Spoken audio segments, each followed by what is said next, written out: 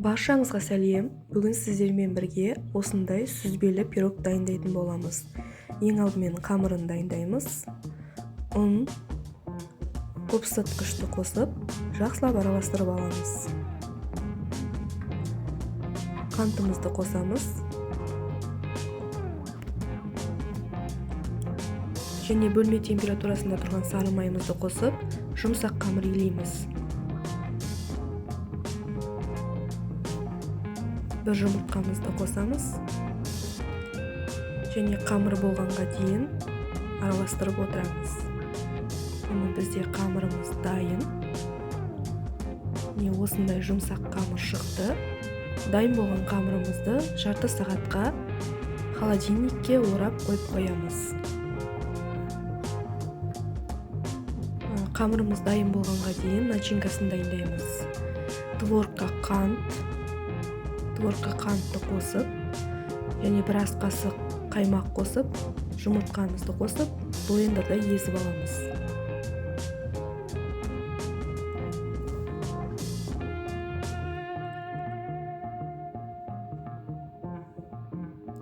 Біздің начинкамыз дайын. Формамызға аздап ұн шашып, холодильникте тұрған қамырымызды жұқалап жайып шығарамыз.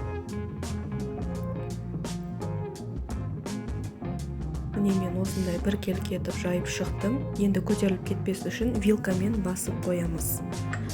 Дайын болған начинкамызды үстіне құйып, бір тегіс етіп жағып, алдын ала қыздырып қойған духовкамызда 170 градуста 40 минут пісіріп аламыз.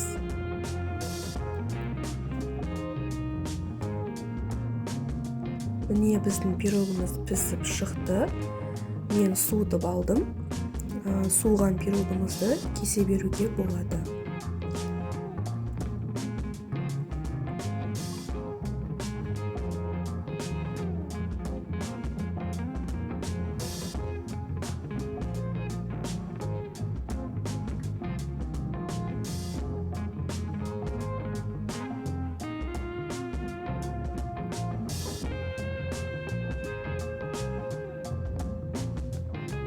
Көріп тұрғандарыңыздай піскен, дәмі өте керемет болып шыққан, өте жұмсақ, ауызда еритін пирог болған.